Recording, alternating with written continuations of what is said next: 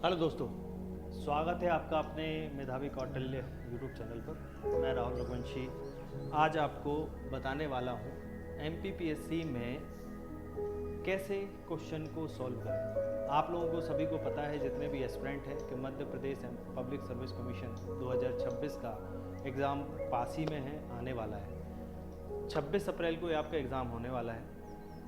अब इस बार पैटर्न में थोड़ा सा चेंज है। Madhya Pradesh public service commission ने यूपीएससी की तर्ज पर पहली बार नेगेटिव मार्किंग को अप्लाई किया है, और वो भी 1/3 नेगेटिव मार्किंग। मतलब इसका ये है कि अगर आपने 3 क्वेश्चनों को गलत कर दिया तो आपका एक सही क्वेश्चन का मार्क्स कट जाएगा। तो अब पहले ऐसा होता था कि सभी लोग जो है हम पेपर देते थे और पूरे 100 के 100 क्वेश्चन अटेम्प्ट करके आते थे, क्योंकि खोने के लिए कुछ होता नहीं था। जब क्वेश्चन नहीं बनता था तो आंखें बंद किया, जय श्री राम किया और टिक कर दिया। तो अब ऐसा नहीं करना है। और अब चूंकि अभी क्या है, पहली बार ये इंट्रोड्यूस हुआ है, तो बहुत सारे बच्चे अभी इससे हैबिचुअल नहीं है। हम टेस्ट सीरीज़ में देखते हैं बच्चों के 80, 90, 100 क्वेश्चन अटेम्प्ट हो रहा है, 95 क्वेश्चन अटेम्प्ट हो रहा है, 5 क्वेश्चन वो ज़बरदस्ती छोड़ रहे हैं। तो ऐसा नहीं करना है भाई। अब हमको कैसे क्वेश्चन को सॉल्व करना है, किस तरीके से उसके आंसर्स को लगाना है, ये आज हम समझेंगे। इसके लिए हम कुछ प्रैक्टिस क्वेश्चंस भी आपको समझाने वाले हैं कि कैसे आपको इनको सॉल्व करना है। ठीक है, तो बिना समय गवाए हम देखते हैं। कुछ जो है आपको रूल्स फॉलो करने पड़ेंगे। सबसे पहला रूल तो ये है कि अब आपको क्वांटिटी पे नहीं, क्वालिटी पे फोकस करना होगा। मतलब क्या है? मतलब एक्यूरेसी पर फोकस करना होगा। अगर आपको क्वेश्चन 100% बन रहा है तो ही आप क्वेश्चन करें। अदरवाइज क्या हो रहा है कि आपको जो लग रहा है कि नहीं संभावित है, संभावित क्वेश्चनों को सॉल्व नहीं करना है। अच्छा, जो नहीं बन रहा है उसका क्या? हम उसके लिए कुछ टेक्निक्स बताने वाले हैं। इन टेक्निक्स के माध्यम से भी जो क्वेश्चन आपको एक्सपेक्टेड बन रहा है कि हाँ इसका ये आंसर हो सकता है, वो भी आप उसको सॉल्व कर सकते हैं। तो ये अभी हम इसमें डिस्कस करने वाले हैं। पढ़ने का तरीका भी थोड़ा सा चेंज करना होगा, क्योंकि अब सब कुछ आप नहीं पढ़ सकते। अब आप उन सेक्शंस को ज़्यादा पढ़िए, उन सेक्शन को ज़्यादा स्ट्रॉन्ग करिए जहाँ से आपको उम्मीद है कि क्वेश्चन ज़्यादा आते हैं। जैसे आपका यूनिट 10 है, जो ट्राइब्स है, आपका मध्य प्रदेश है, आपका करंट अफेयर है, और इनमें गलती होने की संभावना नहीं हो। मध्य प्रदेश का कोई भी क्वेश्चन आपका गलत नहीं होना चाहिए। मतलब उस उतने स्तर पे आपको तैयारी करनी, क्योंकि ये आपको दूसरे लोगों से आगे लेके जाता है। तो इन सब चीज़ों पे आपको ध्यान रखना होगा। पहली चीज़ हो गई एक्यूरेसी, दूसरा हो गया क्वालिटी पे फोकस, ना कि क्वांटिटी पे। अब अगर हम तीसरी और जो महत्वपूर्ण बात है वो उस पर हम बात करें, तो सबसे पहली जो बात है वो है आपका ऑप्शन एलिमिनेशन मेथड। उसके माध्यम से आप सॉल्व कर सकते हैं। इसके लिए मैं एक एग्जांपल देता हूं आपको। देखिए, हम एक एग्जांपल के माध्यम से देख लेते हैं कि ऑप्शन एलिमिनेशन मेथड क्या होता है। देखिए, हाल ही में आपको एक क्वेश्चन दिख रहा है। इसमें दिख रहा है आपको कि कौन सी महिला भोपाल की जो है नवाब नहीं थी। अब आप लोगों को पता है कि भोपाल का जो दौर था जिसमें 4 बेगमों का राज रहा है, तो 4 बेगमों में से ऑप्शन हमारे यहाँ 4 ही हैं। तो अब एक ऑप्शन तो आपका एलिमिनेट होना ही है ना। इनमें से ऑप्शन जो है 4 ऑप्शन दिए हुए हैं, मतलब एक नाम अलग दिया है जो आपका आंसर नहीं है। तो कौन सी महिला नहीं थी हमसे पूछा गया है। ठीक है, अब पहली चीज़ तो ये आप जान लीजिए कि आप पूरी तरीके से, अगर आपने क्वेश्चन को नहीं पढ़ा है या तैयारी करके नहीं गए हैं, या आपको मतलब संभावित क्वेश्चन भी नहीं आ रहा है, तो क्वेश्चन पूरा छोड़ देना। उसमें किसी तरीके का टिक नहीं करना है। भावनाओं में आके पेपर को सॉल्व नहीं करना है इस बार। बिल्कुल भी हमको ऐसा नहीं कि अरे हमारा ये नहीं क्वेश्चन बना, या डरने की आवश्यकता नहीं है। ठीक है ना, हम आपको इस बार घबराने की आवश्यकता नहीं कि अरे हमको क्वेश्चन नहीं बन रहे हैं। ठीक है, करने का एक तरीका और भी है।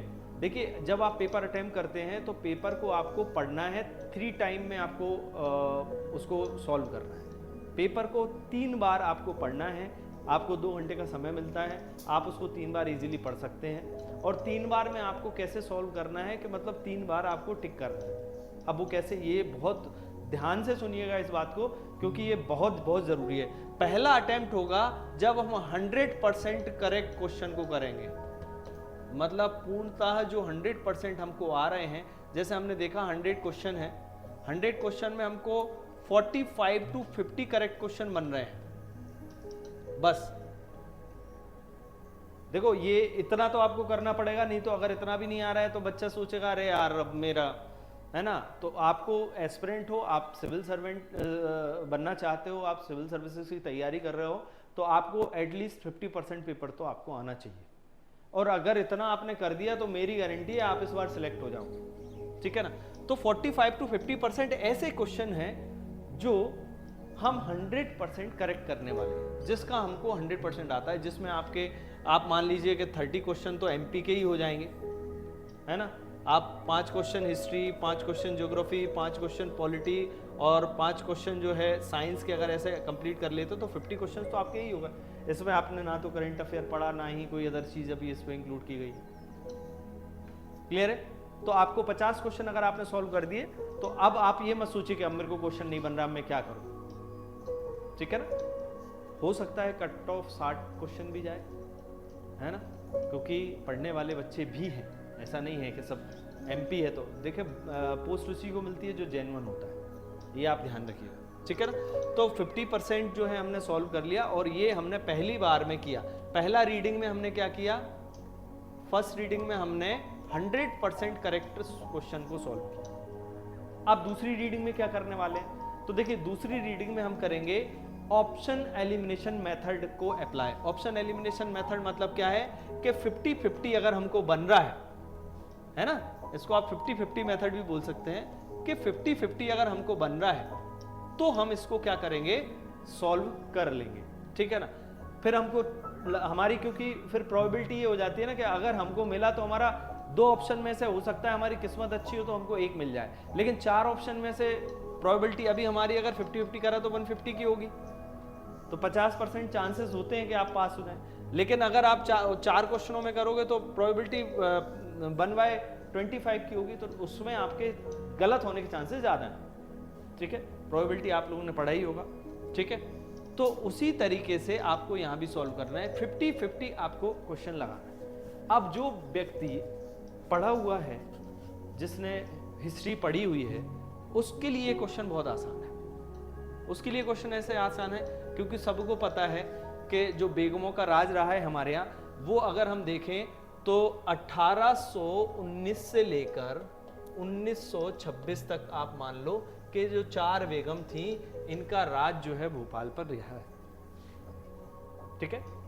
कब से कब तक का, 1819 से 1926 तक 4 बेगमों का राज रहा है। अब इसमें सबसे पहली बेगम तो जो थी वो कुदशिया बेगम थी, ठीक है।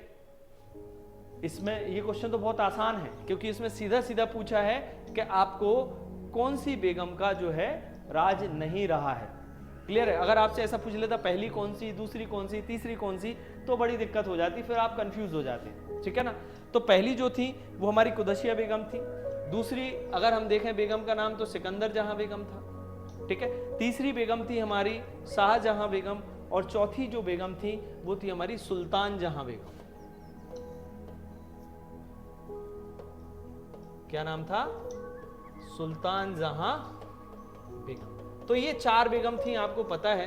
तो फर्स्ट, सेकंड, थर्ड, इसमें तो हमको सीधा, अब आप मान लीजिए कि आपको ये 2 बेगमों का नाम पता है, तो अब इन 2 क्वेश्चनों में आप 50-50 कर सकते हो, है ना। अब इसमें भी आपको 50-50 करना है, तो अब आप देख लीजिए इसमें 2 बेगमों के नाम हैं, हजरत महल बेगम और शाहजहां बेगम। लेकिन इसमें भी आपको एक्सपेक्टेड ढूंढना है कि मैं कौन सा करेक्ट करूं। तो आप देखिए, जब भी आपने हिस्ट्री पढ़ा होगा तो ये जो हजरत जहां बेगम हैं, ये बहुत फेमस रही हैं, ये अलग है। क्यों? क्योंकि ये बिलोंग करती हैं लखनऊ से। कहां से बिलोंग करती हैं? लखनऊ से।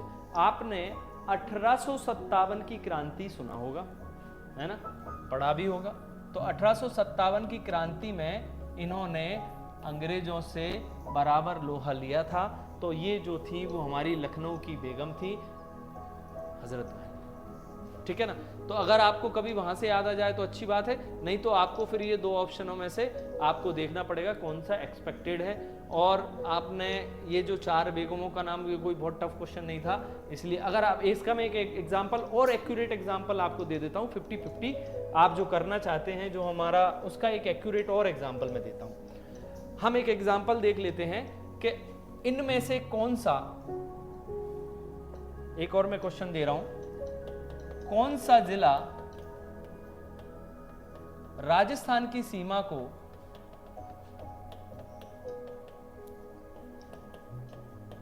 स्पर्श करता है। ठीक है, ऑप्शन देख लेते हैं हम। होशंगाबाद, दूसरा ऑप्शन देख लेते हैं हम छतरपुर, तीसरा ऑप्शन देख लेते हैं हम रीवा, और चौथा ऑप्शन हम देख लेते हैं शिवपुरी। ठीक है, इन 4 ऑप्शनों में से आपको अब इसमें क्या करना है हमको ऑप्शन एलिमिनेशन मेथड में, तो सबसे पहले हमको देखना है भाई लोकेशन। अब आपको इस क्वेश्चन का आंसर नहीं पता है, क्योंकि हर क्वेश्चन पढ़ा हुआ नहीं आता कि हम उसकी प्रैक्टिस करके गए हों वही क्वेश्चन आ जाए। अब ऐसा क्वेश्चन कुछ भी आ सकता है। तो अब इस क्वेश्चन में आपको पूछेगा कि कौन सा जिला राजस्थान की सीमा को स्पर्श कर रहा है। अब आपको पता है, अगर चूंकि तुक्का भी आप ऐसे नहीं लगा सकते, 50-50 भी जब ही कर सकते हो जब आपको नॉलेज हो, एक्सपेक्टेड नॉलेज हो। तो आपको पता है कि राजस्थान कहाँ है, तो राजस्थान हमारा नॉर्थ ईस्ट मध्य प्रदेश के नॉर्थ ईस्ट में है। जब आपने लोकेशन देखा होगा तो नॉर्थ ईस्ट मध्य प्रदेश में लोकेशन आप राजस्थान की आपको दिख रही है। ठीक है, तो अब देखिए आप, क्या मध्य प्रदेश का कौन सा जिला आपने कभी देखा हो जो आपका नॉर्थ ईस्ट में सिचुएटेड है। तो आप देखिए होशंगाबाद तो ऑलमोस्ट मध्य में, आप मान लीजिए साउथ में ही मान लीजिए, क्योंकि नर्मदा नदी निकलती है। अब नर्मदा नदी निकलती है होशंगाबाद से, आप लोगों ने कभी तो सुना होगा, तो आपको ऐसे क्लिक करना पड़ेगा। अच्छा कि भाई राजस्थान तरफ तो नर्मदा जाती नहीं, नर्मदा कहाँ जाती है, महाराष्ट्र गुजरात, मतलब ये जो जिला है इनमें से देख लेते हैं। तो होशंगाबाद जिला तो नर्मदा में सिचुएटेड, तो ये आपका एलिमिनेट हो गया भाई, ये तो हो ही नहीं सकता। ठीक है, अब दूसरा देख लेते हैं हम छतरपुर। देखिए छतरपुर किसके पास में है, झांसी के पास में। अगर आपने कभी गए हो या सुना हो तो छतरपुर किधर है, झांसी उत्तर प्रदेश तरफ है। तो अगर छतरपुर उत्तर प्रदेश तरफ है तो राजस्थान तरफ कैसे हो सकता है भाई। ठीक है, तो ये भी एलिमिनेट हो गया, मतलब 2 ऑप्शन आपके एलिमिनेट हो चुके। तीसरा हम देखते हैं रीवा। रीवा कहां आता है, तो रीवा आता है हमारा बघेलखंड। कहां पर आता है रीवा, रीवा आता है हमारा बघेलखंड। और बघेलखंड कहां पर है, मध्य प्रदेश के ईस्ट में स्थित है। क्लियर है, कहां पर है, मध्य प्रदेश के ईस्ट में। अगर मध्य प्रदेश के ईस्ट में है तो फिर हमारा राजस्थान कहाँ है, नॉर्थ वेस्ट में। तो अगर ये ईस्ट में है, नॉर्थ ईस्ट में है और वो वेस्ट में है, तो मतलब आप समझ जाओ कि रीवा भी हमारा एलिमिनेट हो रहा है। मतलब यहाँ पर आपको ऑप्शन ऑटोमेटिकली आंसर निकल के आ गया कि शिवपुरी डिस्ट्रिक्ट है वो मध्य प्रदेश के राजस्थान से स्पर्श करता है। अगर हम मैप में देखें तो शिवपुरी जिला जो है वो आपका कहाँ पर है, तो शिवपुरी जिला, ये आपका जो नेक है, गर्दन है, इसको हम शिवपुरी बोलते हैं। और ये वर्तमान में मध्य प्रदेश का सबसे बड़ा एरिया में जो है सबसे बड़ा डिस्ट्रिक्ट है मध्य प्रदेश का, याद रखिएगा। छिंदवाड़ा पहले था, पांडुरना अलग होने के बाद शिवपुरी हो गया। तो इस तरीके से आपको सॉल्व करना है कि आपको एक्सपेक्टेड देखना है। अब क्या होता है, वहाँ हमारा दिमाग काम नहीं करता है, इसलिए हमको ये थिंकिंग लेके जानी पड़ेगी एग्जाम में, क्या हमको कैसे सोचना है। आपने सोचा कि नर्मदा होशंगाबाद से निकलती है, ये तो हर बच्चे को पता है, क्योंकि जो भोपाल के आसपास रह रहे हैं, जो मध्य प्रदेश, नर्मदा पता है कि भाई होशंगाबाद से होकर जाती है। क्लियर है, तो अब ये हमारा तो हो गया कि भाई राजस्थान में तो नर्मदा जाती नहीं है, तो हमारा ये ऑप्शन एलिमिनेट हो गया।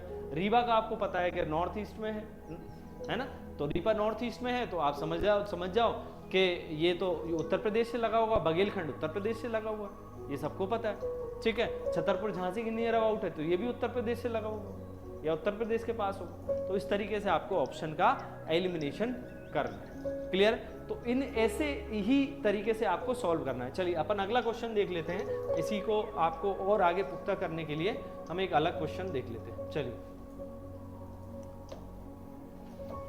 नेक्स्ट क्वेश्चन है, पांडव जलप्रपात निम्नलिखित में से किस नदी की सहायक नदी पर स्थित है। अभी आपको मान लीजिए क्वेश्चन, अब नया क्वेश्चन है, पांडव जलप्रपात। बहुत सारे बच्चों ने हो सकता है ना सुना हो और बहुत सारे बच्चों ने हो सकता है सुना हो। क्लियर, अब नहीं सुना तो मतलब ऐसा समझ लो कि हो सकता है ऐसी नदी पे हो जो इसका नाम हमको नहीं पता है। ठीक है ना, अब हमको इसमें 50-50 करना है। अगर ऑप्शन एलिमिनेशन लगाना है तो सबसे पहले हम जाते हैं 2 नदियों के ऊपर। एक है आपका नर्मदा नदी, दूसरी है आपकी चंबल नदी। सभी को पता है नर्मदा नदी के जो जलप्रपातों की अगर हम बात करें तो इसमें आपका है दुग्ध धारा, कपिल धारा, धुआंधार, सहस्त्र धारा और आपका आता है मानधाता, दर्दी। ठीक है, ये मेनली आपके जो मध्य प्रदेश में सिचुएटेड हैं वो आपके नर्मदा नदी पर वाटरफॉल हैं। ठीक है, अब कभी आपने नर्मदा नदी पर सुना नहीं है। अब आपको ऑप्शन एलिमिनेशन, मतलब नर्मदा पे तो पांडव जलप्रपात नहीं है भाई, ये हमको पता है। अमरकंटक से निकलती है, खंबात की खाड़ी में गिर जाती है, 13-12 किलोमीटर, जो भी डिटेल है आपको वो आपको समझ में आ जाएगी। तो पहला ऑप्शन एलिमिनेशन हो गया हमारा नर्मदा। दूसरा हम देखते हैं बड़ी नदी हमारी चंबल। अब चंबल पर जो है चूलिया जलप्रपात बनता है, याद रखिएगा। ठीक है, चंबल हमारी निकलती कहाँ से है, तो ये हमारी इंदौर जिले के महू या अंबेडकर नगर से निकलती है, जहानाबाद पहाड़ी से निकलती है 965 किलोमीटर, और यमुना की सबसे बड़ी ट्रिब्यूटरी है चंबल। ठीक है, तो इस पे भी हमने कभी सुना नहीं है कि पांडव जलप्रपात या पांडव नाम की कोई भी चीज इधर रही है। क्लियर है, तो ये दो ऑप्शन तो आपके एलिमिनेट हो गए, दो बड़ी नदियां यहां पर जिन पे नहीं है। अब हमको दो ऑप्शन बचते हैं, एक है आपका सिंध और दूसरा है आपका केन। क्लियर है, सिंध जो है वो आपकी, वो भी नॉर्थ की ओर फ्लो करती है, केन भी आपकी नॉर्थ की ओर फ्लो करती है, दोनों इंडियन रेंज में बहती हैं। ठीक है, ये कैमूर रेंज से होते हुए निकल जाती है हमारी केन। तो अब इसमें आपको समझ में आएगा, अब इसमें ऑप्शन एलिमिनेशन करना है तो आपको ए और सी लगाना है। अब इसकी भी आपको लोकेशन पता होना चाहिए। देखिए केन कहाँ से निकलती है, पन्ना जिले से। ठीक है, और केन की सहायक नदी है जिस पर आपका पांडव जलप्रपात है। ठीक है, तो इस तरीके से आपको ये दो ऑप्शनों में से एक एलिमिनेट। अब मान लो सिंध का आपको आइडिया ही नहीं है मान लो, तो फिर आपको इनमें से 50-50 चांसेस होंगे करेक्ट करने के। अब इनमें भी आपको एक्सपेक्टेड फिर दिमाग लगा के सोचना है कि मैं किसकी ओर जाऊं। क्लियर है, तो केन जो है वो लाइट में भी, लाइम लाइट में भी रही है, न्यूज़ में भी अभी रही है, तो आप लोग इसको, अभी केन बेतवा लिंक प्रोजेक्ट भी चल रहा है। ठीक है, तो आप इसको ध्यान रखिए, तो आपको फिर एक्सपेक्टेड आंसर की ओर जाना है। सबसे पहले आपको ये नेगेटिव मार्किंग में बहुत ज़रूरी है ऑप्शन एलिमिनेशन करना। क्लियर है, तो इस चीज़ को आप विशेष ध्यान रखिए। ठीक है, अब हमने अभी जब हमने बताया था कि हमको 3 बार स्टडी करना है पेपर को। पहली बार 100% एक्यूरेसी, जिसमें 45 से 50 क्वेश्चन आप सॉल्व करें, तुक्का बिल्कुल भी न मारें। हमको हमारे साथ ईमानदारी बरतना है, हमको एग्जाम निकालना है, तो हमको इन चीज़ों पर ध्यान रखना पड़ेगा। दूसरा हमको क्या करना है, 50-50% जो है ऑप्शन एलिमिनेशन करना है। और तीसरा जो है वो सॉल्व करने का, तीसरी जो रीडिंग होगी उसमें हम क्या करेंगे, अब 50-50% वाले हो गए हमारे, एक्यूरेट वाले हो गए, तो अब हमने मान लीजिए 60 और 65 क्वेश्चन कर लिए। अब हमको करना है कि आखिरी में क्या करें, तो आखिरी में एक रीडिंग और मारेंगे हम, जिसमें हम अनकॉन्शियस माइंड को प्रेफरेंस देंगे। मतलब ऐसे एक्सपेक्टेड क्वेश्चन जो हमको याद आ रहे हैं, कहीं हमने सुना है, हमको लग रहा है, हमारा मन कह रहा है, तो आपको कुछ थोड़ा बहुत रिस्क उस पर लेना पड़ेगा। ठीक है ना। अब तीसरा देख लीजिए, तीसरा एक महत्वपूर्ण क्वेश्चन है, इसको आपको सुना हुआ कभी देखा है आपने, तो क्या है ये? देखिए, भील जनजाति में अटक और गोदक क्या है? अटक और गोदक जो है वो क्या शब्द हैं, आपने अगर नाम सुने हो कभी। अच्छा, ये क्वेश्चन आपके एग्जाम के लिए भी बहुत महत्वपूर्ण है, करंट एग्जाम के लिए, आप इनको भी याद रखिएगा। ठीक है, तो अब इसमें जो आपको हम बताएं कि भील ट्राइब जो है मध्य प्रदेश के कहाँ निवास करती है, वो करती है वेस्ट साउथ में, अलीराजपुर झाबुआ वाला जो रीजन है ना, उसमें आपकी भील। अब आपको देखना पड़ेगा कि ये क्या है, अटक क्या है और गोदक क्या है। दो शब्द दिए हैं, अगर एक शब्द होता, अब आपको इसमें मान लो कुछ भी नहीं पता, मुझे भी कोई आंसर नहीं पता है, कोई कुछ पता नहीं है कि मैं इसको कैसे सॉल्व करूं, तो मैं क्या करूंगा, इसमें दो शब्द दिए, अटक और गोदक। ठीक है, अगर कृषि प्रणाली है तो जैसे हम कृषि को झूम खेती बोलते हैं, हम किसी को बैरव बोलते हैं, ऐसे अलग अलग नामों से हम जानते हैं। तो यहाँ पर एक ही शब्द होता है, दो शब्द हैं अटक और गुदक, मतलब आपको इसको एलिमिनेशन कर देना है। व्यवसाय के लिए भी कोई एक ही शब्द आता है। अब आपका ये 50-50 तो हो गया कि सामाजिक प्रथाएं या धार्मिक प्रथाएं, इनमें कुछ नाम हो सकते हैं, पूजा पाठ को अटक और गोदक बोलते होंगे, या कुछ सामाजिक प्रथाएं, तो इसमें आपको फिर लगाना पड़ेगा। तो आप इसमें जो है ये हमारी सामाजिक प्रथाओं को हम जो है भील ट्राइब में अटक मतलब होता है गोत्र, ठीक है, इसको आप याद रखिएगा। तो इस तरीके से आपको ऑप्शन एलिमिनेशन 50-50 तो ये हो ही गया है, ये सेकंड रीडिंग करना है। और थर्ड रीडिंग फिर आपको जाना है कि अब कुछ भी नहीं बन रहा है तो फिर क्या करें। क्लियर है? चलिए नेक्स्ट क्वेश्चन देख लेते हैं।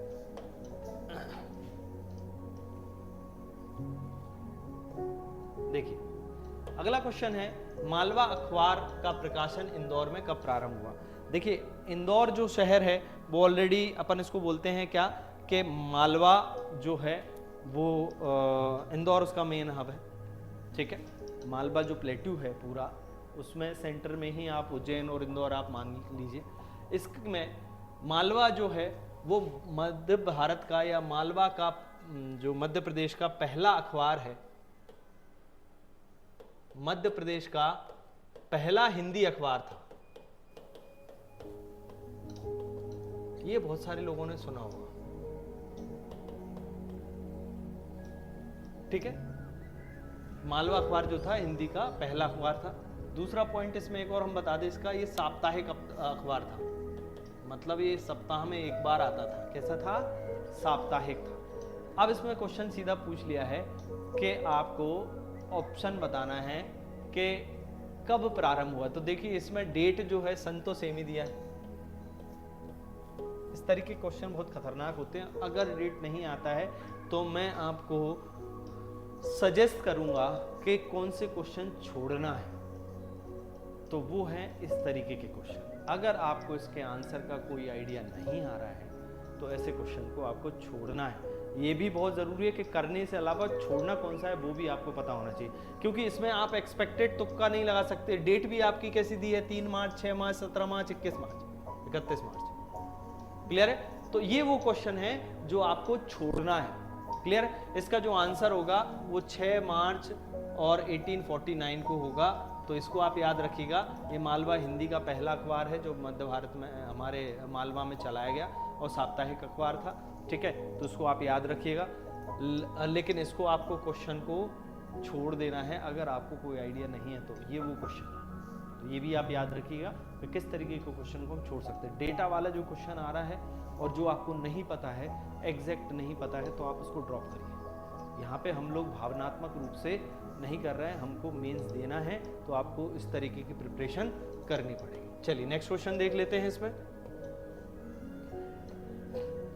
अगला क्वेश्चन है, मुख्यमंत्री सुगम परिवहन सेवा का मुख्य उद्देश्य क्या है? अच्छा, ये क्वेश्चन जो है ये लास्ट जो हमारा तरीका है कि हमारा अनकॉन्शियस माइंड क्या कह रहा है, ये उस तरीके का क्वेश्चन है। इसको आप अपना, इस क्वेश्चन को हम कोशिश करें कि अटेम्प्ट करें और हमारे स्वविवेक से अटेम्प्ट करें। अगर आपको नहीं पता है तो देखिए इसमें क्या है, सुगम परिवहन नाम आ रहा है। सुगम परिवहन से समझ में आ रहा है कि ये परिवहन से रिलेटेड ही कोई योजना होगी, ठीक है। अब इसमें परिवहन मतलब क्या है कि परिवहन की कमी कहाँ है? तो देखिए ग्रामीणों में, गांव में परिवहन प्रॉपर नहीं है। आज हम अगर शहरों में देखें तो शहरों से तो फ्लाइटें भी लिंक हो गई हैं, ट्रेन्स भी हैं, आपका बसेस भी हैं, और भी इसके अलावा टैक्सी वगैरह बहुत सारे माध्यम हमको मिल जाते हैं। तो परिवहन हमारे यहाँ शहरों में फिर भी काफ़ी हद तक बहुत अच्छा है, लेकिन अभी डेवलप करने की आवश्यकता है। गांव में एक व्यक्ति को कहीं जाना है तो सुबह से इंतजार कर रहा है, शाम को जाके उसको कुछ मिल रहा है, ठीक है। तो परिवहन की आवश्यकता सुगम की कहाँ पर है? ग्रामीण क्षेत्र। तो आप इसमें आप समझ लीजिए कि आपको क्या है। तो पहली बात तो ट्रक चालकों को सब्सिडी, मतलब ये तो ऑप्शन ही अलग हो गया, परिवहन से मतलब ही नहीं, ये तो ट्रांसपोर्ट वाला काम हो गया, तो ये ऑप्शन एलिमिनेट हो गया। दूसरा हो गया शहरी यातायात, तो ये भी ऑप्शन एलिमिनेट हो गया। अब हमारे पास दो ऑप्शन बचते हैं, ग्रामीण पर्यटन को बढ़ावा देना और ग्रामीण निवासियों को सुलभ और किफायती परिवहन उपलब्ध कराना। अब इस क्वेश्चन का आंसर जो है आप ऑटोमेटिकली ही दे सकते हैं अगर आप में स्वविवेक है तो इस क्वेश्चन को हमको अटेम्प्ट करना है, इसको छोड़ना नहीं है। आपको पता है ग्रामीण पर्यटन की बात कर ही नहीं रहा है, वो किसकी बात कर रहा है, वो परिवहन की बात कर रहा है, तो ये भी ऑप्शन आपका ऑटोमेटिकली हट जाता है। अब एक ही ऑप्शन बचता है आपके पास, क्या बचता है, ग्रामीण निवासियों को सुलभ और किफायती परिवहन उपलब्ध कराना। तो दिस इज योर आंसर। तो इस तरीके के क्वेश्चंस को आप थोड़ा सोच समझ के अगर करेंगे तो ये इजीली आपका अटेम्प्ट हो सकता है। चलिए नेक्स्ट क्वेश्चन देख लेते हैं। अगला क्वेश्चन है, मध्य प्रदेश के एक साहित्यकार हैं जिनका नाम है, शिक्षा के क्षेत्र में इनको क्या मिला है, पद्मश्री से सम्मानित करा है। तो भैरू सिंह चौहान, विनायक लोहानी, हरचंदन सिंह भट्टी और जगदीश जोशी।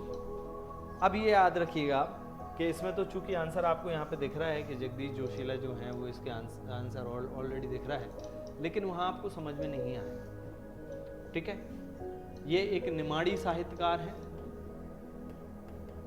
चूंकि अगर आप इसको पढ़ के आए हैं तो आप इस क्वेश्चन को सॉल्व कर पाएंगे कि आपको पता होना चाहिए कि भैरू सिंह चौहान जो हैं या हमारे विनायक लोहानी हैं या हरचंदन सिंह भट्टी हैं, ये जो हैं किस क्षेत्र से हैं, किस तरीके की रचनाएं लिखते हैं, ठीक है, और ये क्यों फेमस है। अगर ये आपको पता होगा तो आपको समझ में आएगा। 2025 में इनको जो है पद्मश्री से सम्मानित किया गया है, जगदीश जोशीला, और जो हैं ये निमाड़ी जो हैं एक पुस्तक जो है उसके लिए प्रसिद्ध हैं। ठीक है, तो ये आप लोग याद रखिएगा। नेक्स्ट क्वेश्चन और देख लेते हैं। अगला क्वेश्चन है, मध्य प्रदेश की महिला क्रिकेटर ने जुलाई 2025 में एक दिवसीय श्रृंखला में इंग्लैंड के खिलाफ 6 विकेट लेकर राष्ट्रीय पहचान प्राप्त की। ये बहुत न्यूज़ में रही हैं, हमारे मुख्यमंत्री जी से भी, माननीय मोहन यादव जी से भी मिली हैं। इनको 1 करोड़ घोषणा। तो ये आपका करंट का क्वेश्चन है, ये आपको याद रखना है। ऐसे करंट फेस आपको याद रखना पड़ेगा। सबसे पहली चीज़ तो एक लिस्ट बना लीजिए जिसमें आपको मध्य प्रदेश के प्लेयर्स, मध्य प्रदेश के साहित्यकार, मध्य प्रदेश के कुछ जो अचीवमेंट्स जिन लोगों ने किए हैं उनको आपको नाम याद रखना पड़ेगा। ये आप एक लिस्ट बना लीजिए, यहाँ से एक क्वेश्चन आपका आना तय है। क्लियर है? तो ये आपको दिख रहा होगा ऑलरेडी। ठीक है, तो हमारी जो कीर्ति गौड़ है ना, ये क्रिकेटर हैं। पहली बात तो ये भी क्वेश्चन आ सकता है, और ये बहुत फेमस हैं। ठीक है, इन्होंने 6 विकेट लिए, बहुत अच्छा बॉलिंग ये करती हैं। ठीक है, तो इसको याद रखिएगा। और ये ऑप्शन एलिमिनेशन, ये करंट का टॉपिक है, और ये आपको 100% जो एक्यूरेट क्वेश्चन होते हैं उनमें आपको अटेम्प्ट करना पड़ेगा इस क्वेश्चन। ठीक है, अगला है, हलाली नदी में किस नदी की सहायक नदी है। देखिए, हलाली नदी किसकी सहायक नदी है। पहली बात तो आपको पता होगा हलाली नदी निकलती कहाँ से। ठीक है, हलाली का नाम हलाली क्यों पड़ा, तो जब हमारे यहाँ यार जो दोस्त मोहम्मद खान आए थे, ठीक है, तो सरदारों को उसमें मार के बहा दिया गया था, तो उसका जो लाल पानी हो गया था तो उसमें हलाल करके डाल दिया गया था, इसलिए उसका नाम हलाली नदी पड़ गया। ठीक है, अब ये इस पर एक डैम भी बना हुआ है विदिशा में, हलाली डैम। कहाँ पर? हलाली डैम जो है वो बना हुआ है विदिशा में, हलाली नदी पर। अशोक सागर डैम भी बोला जाता है इसको। ठीक है, तो याद रखिए, विदिशा और बेतवा और हमारी हलाली नदी के जॉइंट वेंचर पर बना हुआ है। अब आपको इसमें भी ऑप्शन एलिमिनेशन, जैसे पार्वती नदी की बात करें तो पार्वती किसकी सहायक नदी है? चंबल की। सोन नदी तो डायरेक्ट गंगा में मिल जाती है। ठीक है, सोन तो शॉर्ट फॉर्म में ही निकल जाती है। मान नदी धार में है, आपको पता होगा। तो बचती है बेतवा जो रायसेन से निकलती है। क्लियर है? तो थोड़ा सा नॉलेज रखेंगे तो ये इस टाइप के क्वेश्चन तो बहुत इजी रहते हैं। ठीक है, इजी गोइंग, आप इसको सॉल्व कर लेंगे, मुझे पता है, चूँकि चर्चाओं में भी रहती हैं। बेतवा नदी जो है रायसेन के कुमरा गांव से निकलती है, इसको मध्य प्रदेश की गंगा कहा जाता है। ठीक है, और ये भी जो है यमुना में जाके मिल जाती है। ठीक है, तो ये आप याद रखिएगा। और हलाली बेतवा की प्रमुख सहायक नदियों में से एक है। तो ये इस तरीके से क्वेश्चन आपको सॉल्व करना है। एक क्वेश्चन और है, वो और देख लेते हैं। मध्य प्रदेश के बजट में देवी अहिल्या बाई कौशल कार्यक्रम के लिए कितनी राशि आवंटित की गई है। देखिए, अब ये क्वेश्चन आपको, चूंकि हम बजट पढ़ के तो जाते हैं, इकोनॉमिक सर्वे पढ़ के जाते हैं, तो अहिल्याबाई जी का नाम फेमस है। अहिल्याबाई जी ने बहुत सारे, पूरे भारत में फेमस है। मध्य प्रदेश की अगर भारत के बाहर भी बात करें तो उनका जो कार्यशैली और जो कार्य रहे उन्होंने जो किए वो पूरे भारत में फेमस है। तो इसको आपको याद रखना होगा। क्लियर है? तो इसमें आपका जो सीधा सीधा फैक्चुअल क्वेश्चन है और ये आपका ना करने वाला क्वेश्चन है। अगर याद नहीं है तो इसको ड्रॉप करें, अगर याद है तो इसका आंसर दें। ये है 25 करोड़ जो है वो राशि उसमें दी गई है, 25 करोड़ आप याद रखिएगा। ठीक है, ये आपका लिखा हुआ है यहाँ पे 25 करोड़। और आखिरी क्वेश्चन है, कायथा पुरातात्विक स्थल की खोज किसने की थी? देखिए, एक जो कायथा है वो हमारा ताम्रपाषाणकालीन स्थल है, नागदा है, कायथा है, ये हमारे नियर अबाउट उज्जैन के आसपास के जो हैं वो कायथा कहाँ पर है? उज्जैन के पास में सिचुएटेड है। ठीक है, इसकी जो खोज की थी वो वीएस वाकणकर जी ने की थी। अगर आप एंशियंट एमपी पढ़ते हैं तो शुरुआत में ही आपको ये विष्णु श्रीधर वाकणकर जी का नाम आपको मिल जाएगा और इन्होंने कायथा की खोज की थी। ठीक है, यहाँ पर ताम्रपाषाण कालीन कुछ इक्विपमेंट्स मिले हैं जो हमारे स्टोन आर्म्स होते हैं, जिनको हम इस पत्थर के हथियार औजार बोल सकते हैं, वो आपको यहाँ से मिले हैं। कुछ मृद भांड मिले हैं। ठीक है, इनसे पता चला कि ये जो है ताम्रपाषाण कालीन है। ठीक है, तो ये आपको याद रखना होगा, इसकी लोकेशन आपको याद रखनी होगी। और ये तो बिल्कुल भी फैक्चुअल क्वेश्चन है, तो ये आपको पता होना चाहिए कि और बेसिक क्वेश्चन है और ये बार बार पूछे जाने वाले क्वेश्चन, तो ये भी आपको याद रखना है कौन सा क्वेश्चन हमको सॉल्व करना है, कौन सा नहीं करना है। क्लियर है? तो आगे अगर आपको किसी टॉपिक में कोई इशू आ रहा हो, कोई टॉपिक आप पढ़ना चाह रहे हो, कहीं आपको अटक रहा हो या कुछ और भी मार्गदर्शन आपको चाहिए हो, तो आप हमें कमेंट करके बताइए। मैं आपके लिए हमेशा तत्पर हूँ। मेहनत हम कर रहे हैं, सफलता जो है आपको ज़रूर मिलेगी। ठीक है, सब मिलकर मेहनत करते हैं। Thank you very much, all the very best for your exam.